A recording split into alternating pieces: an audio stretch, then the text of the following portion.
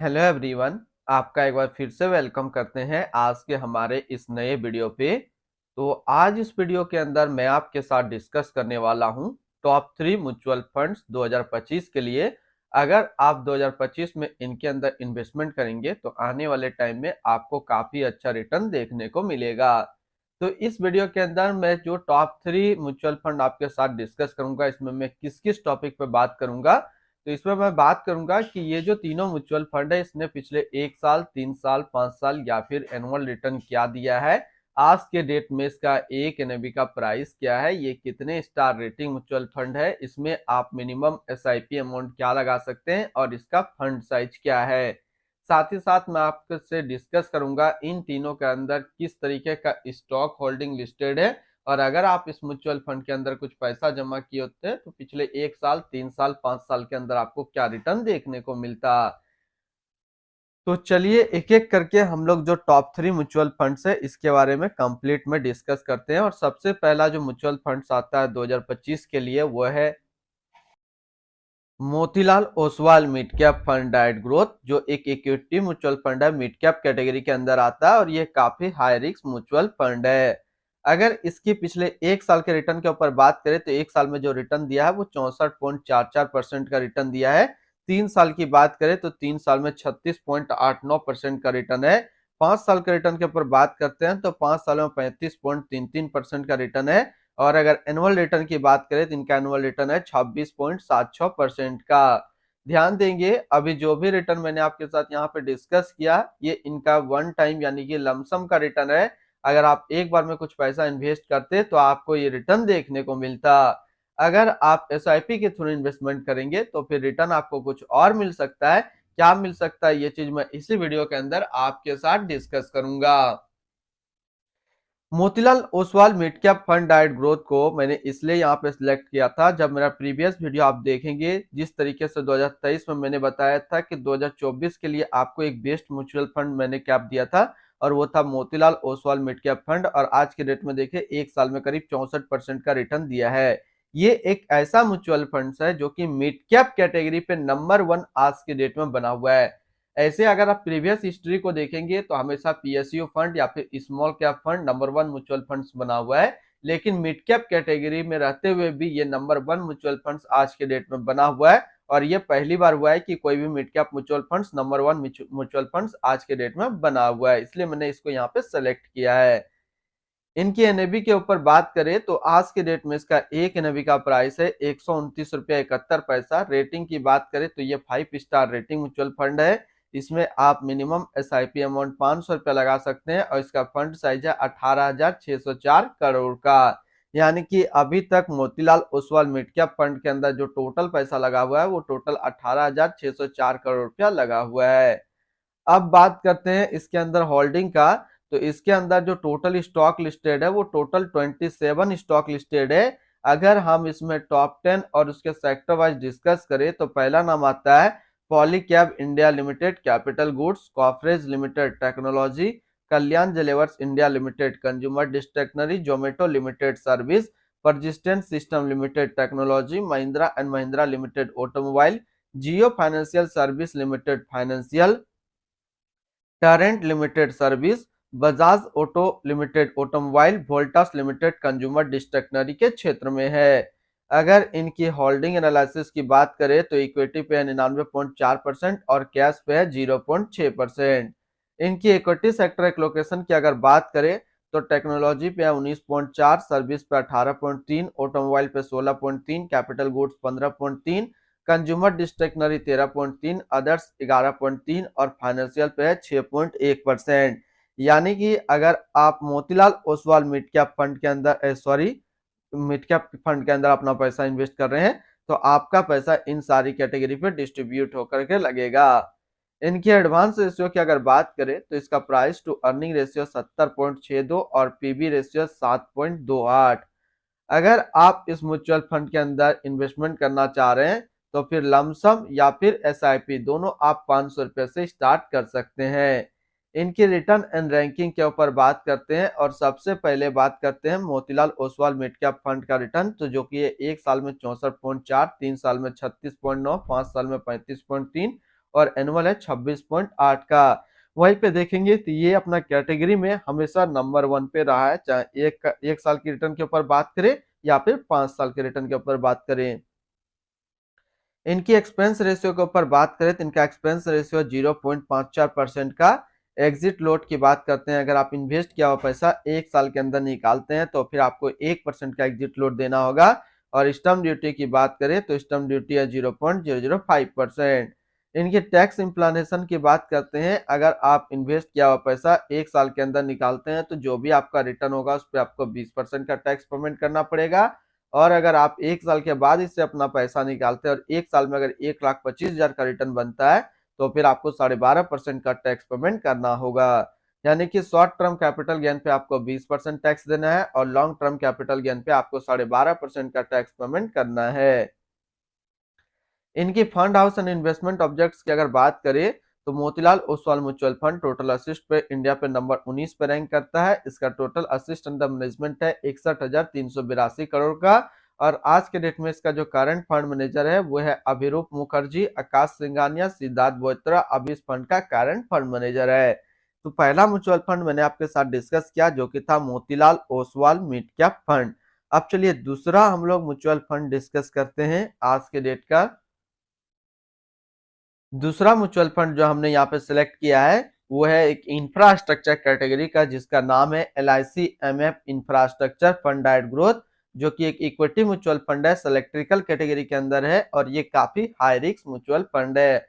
अगर जैसे कि मैं टॉप 3 यहाँ पे म्यूचुअल फंड बताऊंगा तो इसमें आप देखेंगे मैंने ना ही स्मॉल कैप को इंक्लूड किया है यहाँ पे, ना ही PSU जो है म्यूचुअल फंड को यहाँ पे इंक्लूड किया है। मैंने अलग अलग कैटेगरी का 3 म्यूचुअल फंड डिस्कस किया कर रहा हूँ। जैसे कि एक मिड कैप कैटेगरी का किया, ये मैंने एक इलेक्ट्रिकल कैटेगरी का कर रहा हूँ जिसको आप इंफ्रास्ट्रक्चर कैटेगरी में कर सकते हैं। और तीसरा मैं आपको हिंट्स दे देता हूँ, तीसरा जो हमने यहाँ पे सेलेक्ट करूंगा वो है large and mid cap category का। मैं यहाँ पे स्मॉल कैप और या फिर PSU फंड को इंक्लूड नहीं कर रहा हूँ क्योंकि इनका जो 2024 में परफॉर्मेंस था वो काफी खराब था और अभी उम्मीद है कि 2-3 साल अभी और इनका खराब रहने के चांसेस है, तो इसलिए मैं इसको सिलेक्ट नहीं किया हूँ।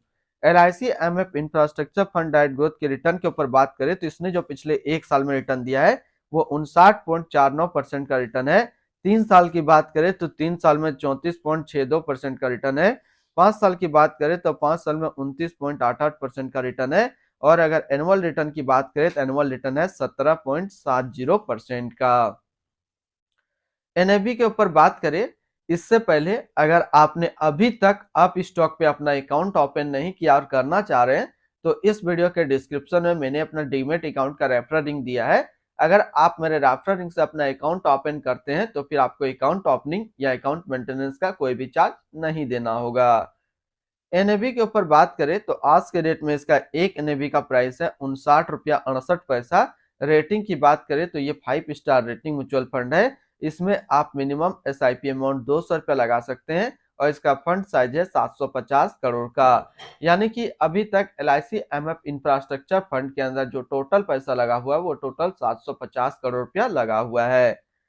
अब बात करते हैं इसके अंदर होल्डिंग का, तो इसके अंदर जो टोटल स्टॉक लिस्टेड है वो टोटल 71 स्टॉक लिस्टेड है। अगर हम इसमें टॉप 10 और उसके सेक्टर वाइज डिस्कस करें तो पहला नाम आता है Garware Hi-Tech Films Limited chemical क्षेत्र, Shakti Pumps India limited capital goods, REC limited financial, Schneider Electric Infrastructure Limited capital goods, Cummins India limited capital goods, ISGEC heavy engineering limited capital goods, GE Vernova T&D India limited capital goods, Bharat heavy electricals limited capital goods, Texmaco rail and engineering limited service and Bharat Bijlee limited capital goods के अंदर है। अगर इनकी holding analysis की बात करें तो equity पे है 94.6% और कैश पे है 5.4%। इनकी इक्विटी सेक्टर एक लोकेशन की अगर बात करें तो कैपिटल गुड्स पे है 45.7, सर्विस पे 10.1, energy 7.7, financial 7.5, construction 7.3, automobile 6.8, chemical 5.9, metal and mining 5 और अदर्स पे है 3.8%। यानी कि अगर आप LIC-MF इंफ्रास्ट्रक्चर फंड के अंदर अपना पैसा इन्वेस्ट करेंगे तो आपका पैसा इन सारी कैटेगरी पे डिस्ट्रीब्यूट होकर के लगेगा। इनकी एडवांस रेशियो की अगर बात करें तो इसका प्राइस टू अर्निंग रेशियो 32.30 और पीबी रेशियो 4.24।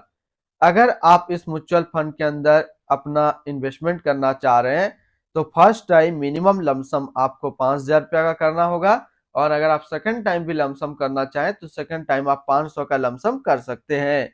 अगर आप एसआईपी के थ्रू इसके अंदर इन्वेस्टमेंट करना चाहते हैं तो 200 रुपया से आप अपना एसआईपी स्टार्ट कर सकते हैं। अब हम लोग इनकी एक्सपेंस रेशियो के ऊपर बात करें तो इनका जो एक्सपेंस रेशियो है वह है 1.06% का। एग्जिट लोड की बात करते हैं, अगर आप इन्वेस्ट किया हुआ पैसा 90 दिनों के अंदर अपना इन्वेस्टमेंट का 12% से ज्यादा निकालते हैं तो फिर आपको 1% का एग्जिट लोड देना होगा। और स्टम्प ड्यूटी की बात करें तो स्टम्प ड्यूटी है 0.005%। टैक्स इंप्लानेशन की बात करते हैं, अगर आप इन्वेस्ट किया हुआ पैसा 1 साल के अंदर निकालते हैं तो जो भी आपका रिटर्न होगा उस पर आपको 20% का टैक्स पेमेंट करना पड़ेगा। और अगर आप 1 साल के बाद इससे अपना पैसा निकालते हैं, 1 साल में अगर 1,25,000 का रिटर्न बनता है तो फिर आपको 12.5% का टैक्स पेमेंट करना होगा। यानी कि शॉर्ट टर्म कैपिटल गेन पे आपको 20% टैक्स देना है और लॉन्ग टर्म कैपिटल गेन पे आपको 12.5% का टैक्स पेमेंट करना है। इनकी fund house and investment objects की अगर बात करें तो LIC mutual fund total assist पे इंडिया पे नंबर 20 पे रैंक करता है। इसका टोटल असिस्ट अंडर मैनेजमेंट है 32,368 करोड़ का। आज के डेट में इसका जो करंट फंड मैनेजर है वो है सचिन रिलेकर, अभी इस फंड का करंट फंड मैनेजर है। तो दूसरा जो हमने टॉप 3 म्यूचुअल फंड्स के अंदर डिस्कस किया, दूसरा वो है एलआईसी एमएफ इंफ्रास्ट्रक्चर फंड। अब चलिए तीसरा म्यूचुअल फंड हम लोग डिस्कस करते हैं। तीसरा जो म्यूचुअल फंड मैं यहाँ पे ले रहा हूँ वो है Motilal Oswal large and mid cap fund diet growth को। इसने जो पिछले 1 साल में रिटर्न दिया है वो रिटर्न है 52.19% का। 3 साल की बात करें तो 3 साल में 29.19% का रिटर्न है। 5 साल की बात करें तो 5 साल में 29.11% का रिटर्न है। और अगर एनुअल रिटर्न की बात करें तो एनुअल रिटर्न है 29.52% का। ये जो म्यूचुअल फंड है ये एक इक्विटी कैटेगरी का म्यूचुअल फंड है जो कि large and mid cap category के अंदर आता है और एक moderate high risk mutual fund है। इनकी एनएवी के ऊपर बात करें तो आज के डेट में इसका एक एनएवी का प्राइस है 38 रुपया। रेटिंग की बात करें तो ये 5 स्टार रेटिंग म्यूचुअल फंड है। इसमें आप मिनिमम एसआईपी अमाउंट 500 रुपया लगा सकते हैं और इसका फंड साइज है 6500 करोड़ का। यानी कि अभी तक Motilal Oswal large and mid cap fund के अंदर जो टोटल पैसा लगा हुआ है वो टोटल 6500 करोड़ रुपया लगा हुआ है। अगर इसके अंदर स्टॉक होल्डिंग की बात करें तो इसके अंदर जो टोटल स्टॉक लिस्टेड है वो टोटल 31 स्टॉक लिस्टेड है। अगर हम इसमें टॉप 10 और उसके सेक्टर वाइज डिस्कस करें तो पहला नाम आता है जोमेटो लिमिटेड सर्विस क्षेत्र, टेरेंट लिमिटेड सर्विस क्षेत्र, Kalyan Jewellers India Limited consumer discretionary, Bharti Airtel Limited communication, Samvardhana Motherson International Limited automobile, Prestige estate projects limited construction, Coforge limited technology, Apar industrial limited diversified, Suzlon energy limited capital goods के अंदर है। अगर इनकी holding analysis की बात करें तो इक्विटी पे है 97.1%, कैश पे है 1.5% और डेप्ट पे है 1.5%। इनकी इक्विटी सेक्टर एलोकेशन की अगर बात करें तो अदर्स पे है 23.4, capital goods 23, service 20.7, consumer discretionary 8.6, financial 7.6, construction 6.7, communication 5.1 और ऑटोमोबाइल पे है 5.1%। यानी कि अगर आप Motilal Oswal large and mid cap fund के अंदर अपना पैसा इन्वेस्ट करते हैं तो आपका पैसा इन सारी कैटेगरी पे डिस्ट्रीब्यूट होकर के लगेगा। इनके एडवांस रेशियो की अगर बात करें तो इसका प्राइस टू अर्निंग रेशियो 68.94 और पीबी रेशियो है 8.85। अगर आप इस म्यूचुअल फंड के अंदर इन्वेस्टमेंट करना चाह रहे हैं तो फिर लमसम या फिर एसआईपी दोनों आप 500 रुपया से स्टार्ट कर सकते हैं। रिटर्न एंड रैंकिंग के ऊपर बात करते हैं और सबसे पहले बात करते हैं Motilal Oswal large and mid cap fund का फंड रिटर्न जो कि है 1 साल में 52.2, 3 साल में 29.2, 5 साल में 29.1 और एनुअल है 29.5 का। और रिटर्न रैंक की कैटेगरी पे देखेंगे तो 1 साल से 5 साल ये हमेशा नंबर 1 जो है अपना कैटेगरी पे म्यूचुअल फंड भी रहा है। इनकी एक्सपेंस रेशियो के ऊपर बात करें तो इनका एक्सपेंस रेशियो 0.48% का। एग्जिट लोड की बात करते हैं, अगर आप इन्वेस्ट किया हुआ पैसा 1 साल के अंदर निकालते हैं तो फिर आपको 1% का एग्जिट लोड देना होगा। और स्टैम्प ड्यूटी की बात करें तो स्टैम्प ड्यूटी है 0.005%। टैक्स इम्प्लानेशन की बात करते हैं, अगर आप इन्वेस्ट किया हुआ पैसा 1 साल के अंदर निकालते हैं तो जो भी आपका रिटर्न होगा उस पर आपको 20% का टैक्स पेमेंट करना पड़ेगा। और अगर आप 1 साल के बाद इससे अपना पैसा निकालते हैं और 1 साल में अगर 1,25,000 का रिटर्न बनता है तो फिर आपको 12.5% का टैक्स पेमेंट करना होगा। यानी कि शॉर्ट टर्म कैपिटल गेन पे आपको 20% टैक्स देना है और लॉन्ग टर्म कैपिटल गेन पे आपको 12.5% का टैक्स पेमेंट करना है। इनके fund house and investment objects की अगर बात करें तो Motilal Oswal mutual fund total assist में इंडिया पे नंबर 19 पे रैंक करता है। इसका टोटल असिस्ट अंडर मैनेजमेंट है 61,382 करोड़ का। आज के डेट में जो इसका करंट फंड मैनेजर है वो है आदित्य खेमनी, अभी इस फंड का करंट फंड मैनेजर है। तो आज इस वीडियो के अंदर मैंने आपके साथ डिस्कस किया टॉप 3 बेस्ट म्यूचुअल फंड के बारे में। फिर मिलते हैं हम लोग नेक्स्ट कोई इस तरीके का वीडियो की अच्छी जानकारी को लेकर के।